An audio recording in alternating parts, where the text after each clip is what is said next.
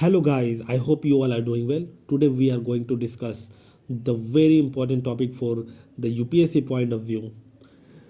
And today, we will discuss Second Carnatic War that happened between 1749 to 1754. आज हम लोग discuss करेंगे second Carnatic war जो 1749 से 1754 तक हुआ। इसमें क्या होता है कि 1748 में हैदराबाद का निज़ाम का डाई हो जाता है, यानी वो मर जाते हैं। 1748 में हैदराबाद का निज़ाम मर जाते हैं, जिनका नाम निज़ामुल मुल्क असफ जहाँ था।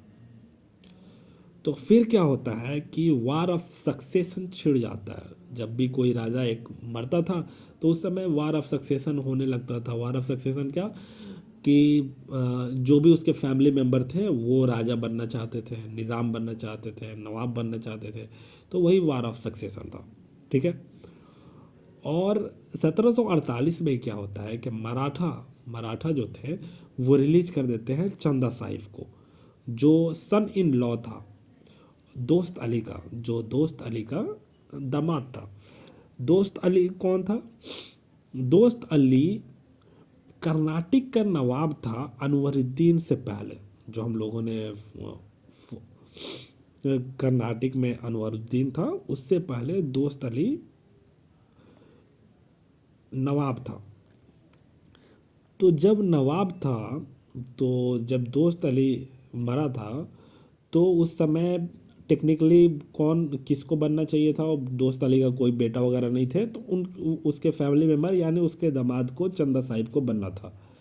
लेकिन चंदा साहिब नहीं बन पाते, अनवरुद्दीन बन जाता है। किसके मदद से?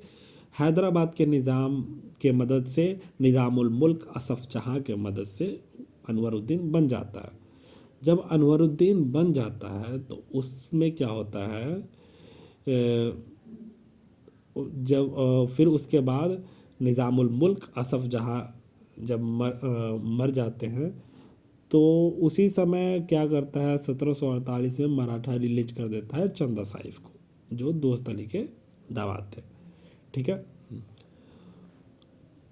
तो हैदराबाद में निज़ामुल मुल्क जब मरे 1748 में, तो दो जो थे, जो दो दावा कर रहे थे नवाब बनने के लिए, एक मुजफ्फर जंग, एक नासिर जंग। मुजफ्फर जंग ग्रैंड सन था निज़ामुल मुल्क का, और नासिर जंग उनका बेटा था निज़ामुल मुल्क का। दोनों राजा मतलब नवाब बनने के लिए दोनों लड़ रहे थे। और एक तरफ क्या था, कर्नाटक में जो अनवरुद्दीन नवाब बन करके बैठा था, तो वहाँ पे कौन आ गया compete करने के लिए? कंपटीटर में चंदा साहिब, जो मराठा रिलीज़ कर दिया। जब मराठा रिलीज़ कर दिया चंदा साहिब को, तो वो कर्नाटक का अब सोचा कि अब निज़ामुल मुल्क तो है नहीं, निज़ामुल मुल्क के ही मदद से अनवरुद्दीन बना था। तो अनवरुद्दीन जब निज़ामुल मुल्क ही नहीं रहे, तो अनवरुद्दीन तो उस लायक है नहीं कि इसको नवाब बनने दे। तो इस वजह से चंदा साहिब आ गए लड़ने के लिए अनवरुद्दीन से, कि अनवरुद्दीन को हटा करके हम बनेंगे। तो इसमें क्या होता है कि इसमें इंटरप्ट होता है, दो टीम बन जाता है। दो टीम किसका बनता है? एक टीम इंग्लैंड जो ब्रिटिशर थे, और एक टीम फ्रांस। तो अनवरुद्दीन जो कर्नाटक में था उसको कौन सपोर्ट कर रहा था? इंग्लैंड। और नासिर जंग को कौन सपोर्ट कर रहा था जो हैदराबाद में? इंग्लैंड। ठीक है। और फ्रांस में क्या, जो फ्रांस था वो सपोर्ट कर रहा था चंदा साहिब को कर्नाटक में, और मुजफ्फर जंग को हैदराबाद में। तो उस समय क्या होता है कि 1749 में बैटल ऑफ अंबर होता है। तो बैटल ऑफ अंबर में टीम फ्रांस जीत जाता है। टीम फ्रांस जीत जाता है मतलब कर्नाटक में चंदा साहिब जीत जाते हैं, और हैदराबाद में मुजफ्फर जंग जीत जाता है। और अनवरुद्दीन इसी में मारा जाता है, मतलब बैटल ऑफ अंबर में अनवरुद्दीन मारा जाता है। और अनवरुद्दीन का जो एक बेटा होता है मोहम्मद अली, वो ट्रिचिनोपोली फोर्ट में भाग जाता है, छिपने के लिए भाग जाता है। तो इसमें क्या है कि जब टीम फ्रांस जिसको जिसको सपोर्ट कर रहा था, अनवरुद्दीन को और चंदा साहिब को, तो अनवरुद्दीन नहीं सॉरी, टीम फ्रांस चंदा साहिब को सपोर्ट कर रहा था, तो चंदा साहिब जीत जाता है, अनवरुद्दीन मारा जाता है बैटल ऑफ अंबर में। तो कौन बना? चंदा साहिब बना। इधर मुजफ्फर जंग जीत जाता है, ग्रैंड सन निजामुल का, तो फ्रांस के सपोर्ट से, तो मुजफ्फर जंग नवाब बन जाता है। लेकिन फिर क्या होता है कि इंटरनली कुछ मामलात में लड़ाई झड़प होती है, जिसमें मुजफ्फर जंग में मारा जाता है। तो उसके अंकल सलाबत जंग नवाब बन जाते हैं, सलाबत जंग। और एक तरफ क्या होता है कि चंदा साहिब किसके पीछे पड़ जाता है? मोहम्मद अली के पीछे पड़ जाता है, जो ट्रिचिनोपोली फोर्ट में जा करके छिप करके बैठ जाता है, अनवरुद्दीन का बेटा।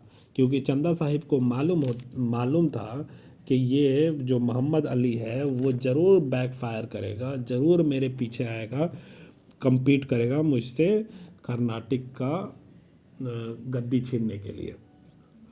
तो फिर क्या होता है कि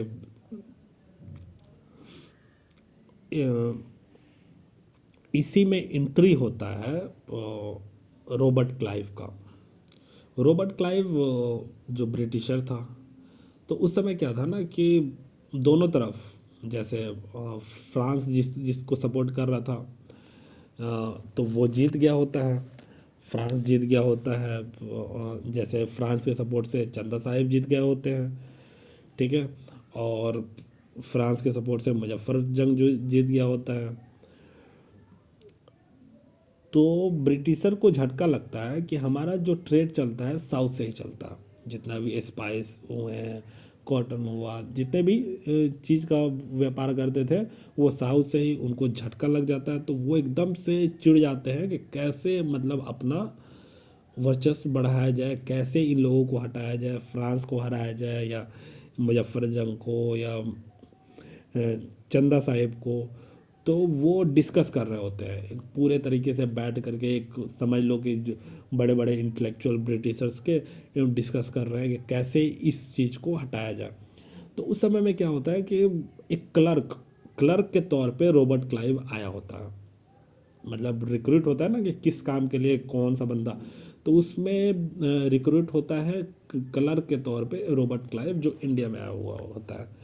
तो जब डिस्कस कर रहे होते हैं तो उसी समय कि कैसे इन लोगों को हराया जाए, तो उसी समय रॉबर्ट क्लाइव बीच में बोलता है कि मैं आई गिव सजेशन, मतलब मैं कुछ सजेशन दे सकता हूँ जो मेरे सजेशन से ये लोग हार जाएंगे। तो उसका सजेशन सुना जाता है। तो उसमें क्या होता है कि वो बताता है कि जो चंदा साहिब है वो मोहम्मद अली के पीछे पड़ा हुआ है, अनवरुद्दीन के बेटा, उसको मारने के लिए त्रिचिनोपोली फोर्ट के बाहर में बैठा हुआ है चंदा साहिब, बहुत बुरे तरीके से बैठा हुआ है कि वो निकलेगा उसको मार देंगे। काफ़ी दिनों से बैठा हुआ है, बस उसको इन्फॉर्म करो कि आरकोट पे, तुम्हारे होम टाउन पे हमला हो गया है।